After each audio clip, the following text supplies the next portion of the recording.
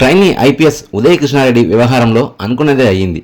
ఉదయ్ కృష్ణారెడ్డితో పాటు ట్రైనింగ్లో ఉన్న ఓ మహిళా ట్రైనీ ఐపీఎస్ అధికారిని నిర్భయంగా బయటకు వచ్చి తనను ఉదయ్ కృష్ణారెడ్డి లైంగికంగా వేధిస్తున్నానంటూ ఫిర్యాదు చేసింది. కానిస్టేబుల్ స్థాయి నుంచి ఎంతో కష్టపడి ఐపీఎస్కు ఎంపిక కావడంతో ప్రజలు ఉదయ్ కృష్ణారెడ్డిని పొగడ్తలతో ముంచెత్తారు. ఉదయ్ కృష్ణారెడ్డిపై మహిళా ట్రైనీ ఐపీఎస్ అధికారిని ఫిర్యాదు చేయడం దేశవ్యాప్తంగా సంచలనం సృష్టించింది. ఒక పక్క ఉదయ్ కృష్ణారెడ్డిపై వచ్చిన ఆరోపణలు నమ్మశక్యంగా లేనప్పటికీ లైంగికంగా ఆరోపణలు చేసినవి స్వయంగా ఐపీఎస్ అధికారిని కావడంతో ప్రజల్లో అయోమయం నెలకొంది. తాను మహిళా ఐపీఎస్ అధికారిని వేధించలేదని, ఇద్దరం డేటింగ్లో ఉన్నామని, వివాహం చేసుకోవాలని ఒక పక్క చెబుతూనే మరోపక్క కేసు నుంచి బయటపడడానికి అడ్డదారులు తొక్కడంతో ఉదయ్ కృష్ణారెడ్డిపై ప్రజల్లో అనుమానాలు బలపడ్డాయి. తాను నిరపరాధినంటూ కోర్టును ఆశ్రయించడం, ఫుల్గా మద్యం తాగి ఆత్మహత్యకు పాల్పడ్డానంటూ డ్రామాలాడడం, పోలీసులు వెతకడం ప్రారంభించిన తర్వాత ఫోన్ స్విచ్ ఆఫ్ చేసి పారిపోవడం, తీరా దొరికిన తర్వాత తాను పారిపోలేదు, అమ్మమ్మను చూడడానికి వెళ్ళానని డొంక తిరుగు సమాధానం చెప్పడంతో ఉదయ్ కృష్ణారెడ్డి నేరం చేసినట్లు ప్రజలకు అర్థమైపోయింది. మరోపక్క లైంగికంగా వేధిస్తున్నానంటూ ఫిర్యాదు చేసిన మహిళా ట్రైనీ ఐపీఎస్కు వైద్య పరీక్షలు నిర్వహించడంతో నేరం రుజువయ్యేలా ఆధారాలు లభించాయి. వైద్య పరీక్షల్లో మహిళా ట్రైనీ ఐపీఎస్ చెంప కమిలిపోవడం, గొంతు నిలిపినట్లు నలుపు రంగులోకి మారడం, ఎడమకాలిపై గాయమైనట్లు వైద్యులు నిర్ధారించారు.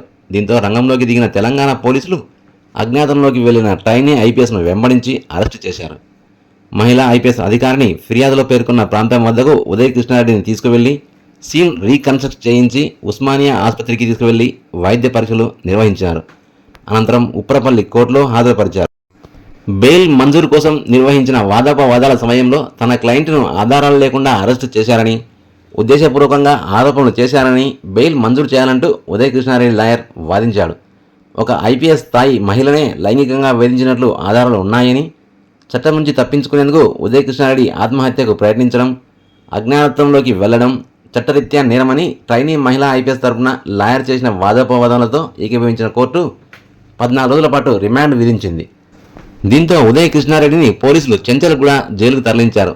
ఎంతో కష్టపడి ఐపీఎస్ సాధించిన ఉదయ్ కృష్ణారెడ్డి ట్రైనింగ్లోనే తనతో సమానమైన అధికారిని పట్ల అసభ్యంగా ప్రవర్తించడంపై నెటిజన్లు ఆగ్రహం వ్యక్తం చేస్తున్నారు.